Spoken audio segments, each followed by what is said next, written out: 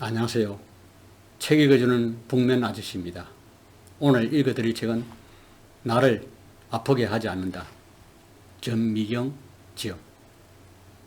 프롤로그. 행복한 게 뭔지 모르겠다면, 열심히 살아도 행복하지 않다면 그냥 설렁설렁 살면 되지 않을까 싶습니다. 남이 나를 아프게 하는 건 피하려도 어쩔 수 없이 겪을 때가 있습니다. 하지만 적어도 내가 나를 상처 주는 일은 하지 않아야 합니다.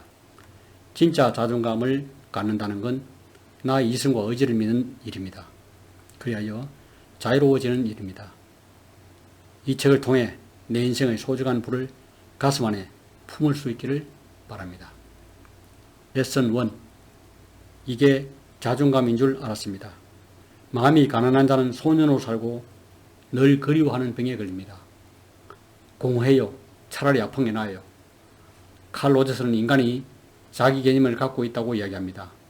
자기 개념은 첫째, 자기 가치 혹은 자존감으로 스스로를 어떻게 생각하는가 하는 개념입니다. 둘째, 자기 이미지입니다.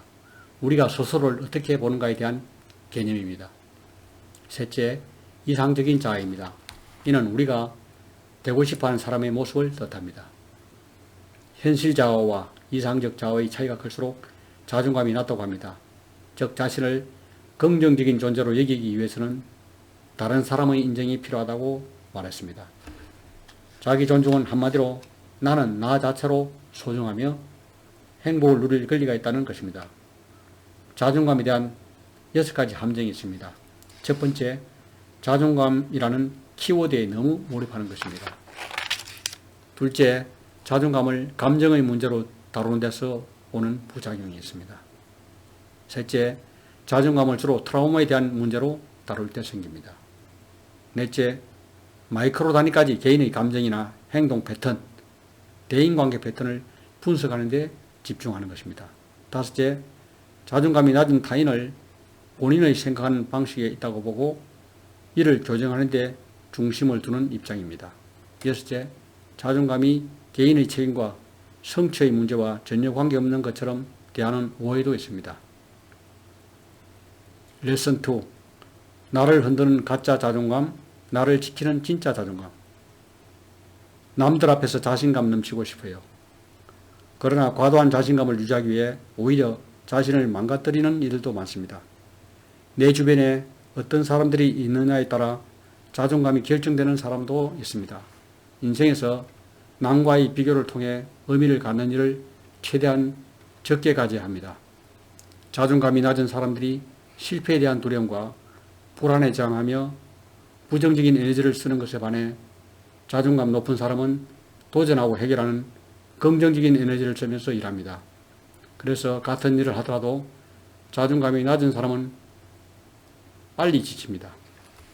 자존감이 높은 사람은 타인과 세상의 시선과 평가로부터 자유롭습니다. 때문에 타인과 세상에 대해서도 자유롭고 주도적으로 소통할 수 있습니다. 자존감을 가진 어린이 된다는 것은 남을 믿을 수 있는 능력을 가진다는 것입니다. 트라우마로부터 벗어나기 위해서라도 과거의 나가 아닌 현재의 나로 타인과 새로운 관계를 만들 수 있다고 생각해야 긍정적인 상호관계가 만들어집니다. 자존감은 행복할 때 필요한 게 아니라 힘들 때 필요한 것입니다. 레슨 3. 나만의 시그니처 만들기.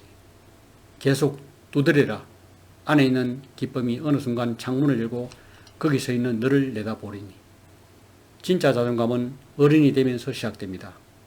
자존감은 결국 남이 만들어준다가 아니라 내가 만든 나에 집중하는 힘입니다. 인간이 자립한다는 것은 스스로 삶의 목적을 찾아가는 능력을 갖는다는 것입니다.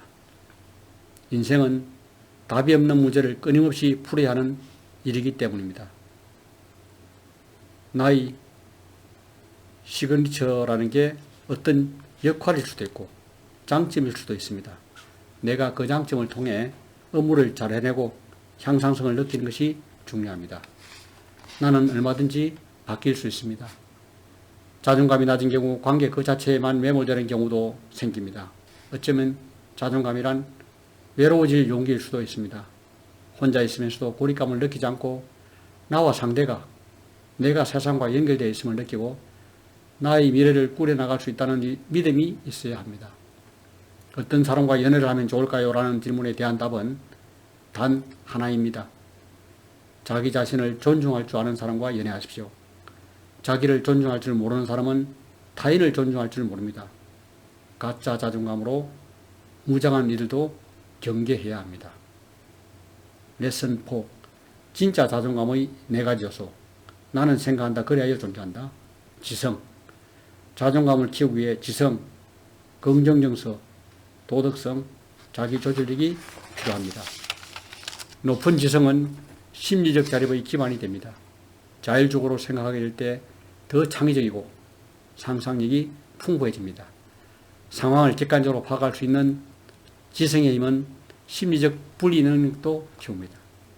진짜 자존감은 곧 지성의 힘이라고 강조하는 것은 결국 행복해지려면 나만의 가치로 내 삶을 방어해야 하기 때문입니다.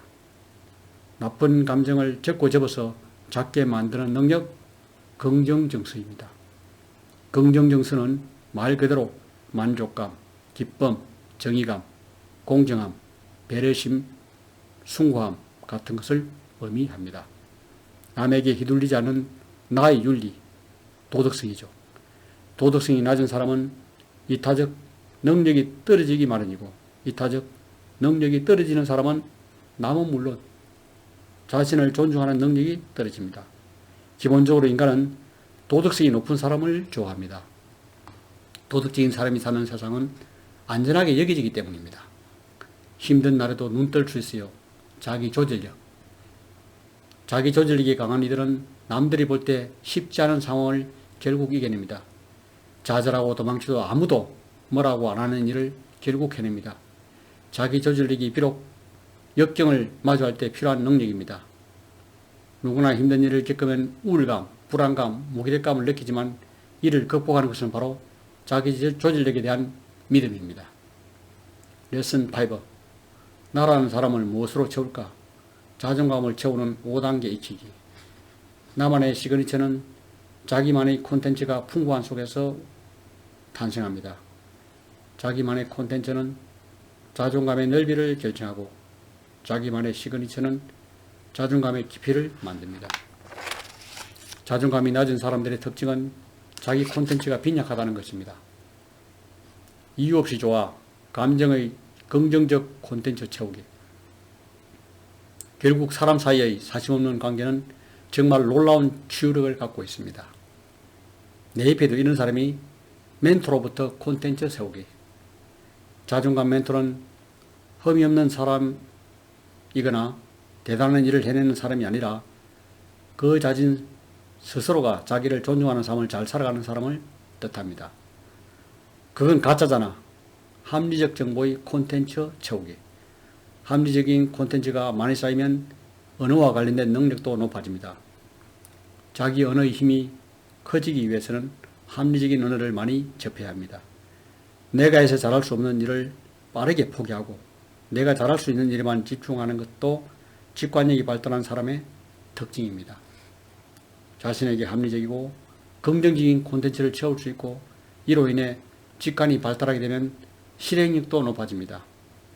자존감이 높은 사람은 실행력이 높습니다. 실행력이 높아지면 자기 조절력이 커집니다. 레슨 6. 어른의 자존감으로. 진짜 자존감은 현재의 나에 집중하는 능력입니다. 그는 이미 자신의 과거를 처리하는 법과 타인을 대하는 법이 성숙한 사람일 겁니다. 성숙한 자존감을 가지는 건 과거와 남으로부터 자유로워지는 일이라고 생각합니다. 만약 자존감의 여신이 있다면 하나는 나를 비추는 밝고 투명한 객관의 거울입니다. 또 하나는 타인을 비추는 밝고 투명한 존중의 거울입니다. 자존감이 높은 사람들이 자신이 속한 공동체에 긍정적인 영향을 미치는 것은 자기 안을 보는 눈만 가지고 있는 게 아니라 타인이 속한 밖을 보는 눈도 이미 가지고 있기 때문입니다. 이것으로 제 얘기를 마치겠습니다.